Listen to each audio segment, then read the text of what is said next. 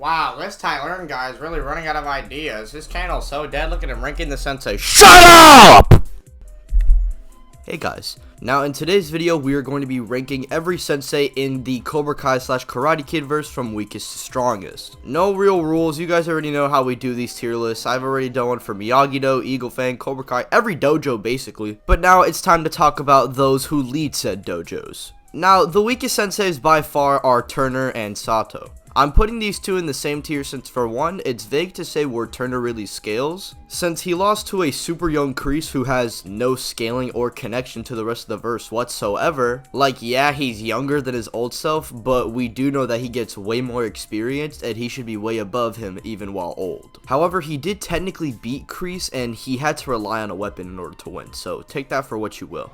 Meanwhile, Sato is probably stronger than Turner since we know he trained Chosen himself, but Sato's feats are still questionable at best. Miyagi said Daniel could block his blows, plus he implied to be on Miyagi's tier just for him to break something Sato could not. Sato's best scaling is legit just being Chosen Sensei, and even then that is vague. And sadly we have nothing else to scale him off of. Next up is the GOAT Crease himself, and for good reason. Despite being an old man, he slams Johnny post season 1, who should be way more skilled than what he was as a kid, due to him teaching Miguel the crane kick. This also means pre-season 3 Daniel would have likely gotten folded by Crease since he was equal to Johnny by this point.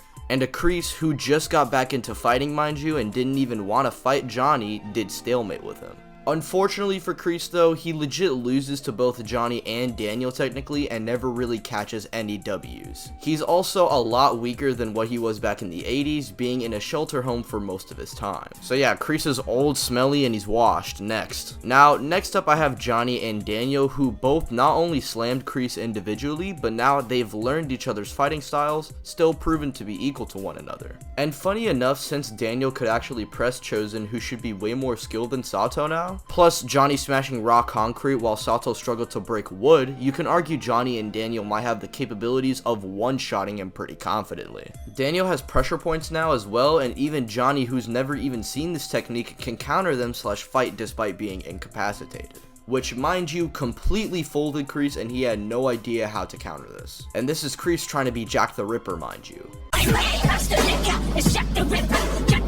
Now the next two senseis that I believe are above these two are Chosen and Terry respectively. I do believe if Johnny and Daniel were to 2v1 one of these guys, they should probably catch the W, but under normal circumstances, Chosen should be way more skilled than these two, plus has abilities that we haven't even seen yet. While Terry directly slams Johnny, which is more impressive than anything Chosen has done since Johnny and Daniel, who are relative to one another, and a weaker version of Daniel does better against Chosen than a stronger version of Johnny does against Terry. This should prove that Chosen does lose to Terry in a fist fight, but who knows once season 5 comes out. Chosen could probably one-shot Terry, and who knows, maybe I'm wrong. Now, another pair of senseis that are following up on Terry and Chosen are Prime Crease and Prime Terry Silver, and the reason why these two are above Chosen and Terry is because one, Terry is younger, meaning he'd be stronger, plus Prime Crease does better against Miyagi than Silver does, so Prime Crease would have to scale above Prime Terry. And finally, the two goats of their respective dojos, Miyagi and Kim, are at the top of the entire verse. These two hands down are the two most powerful characters in the verse, confirmed by the writers themselves, and they're the ones who founded Miyagi-Do and Cobra Kai. Plus the two characters that I mentioned, Prime Crease and Terry, yeah, Miyagi himself has 2v1 these two, therefore he's confidently at number 1.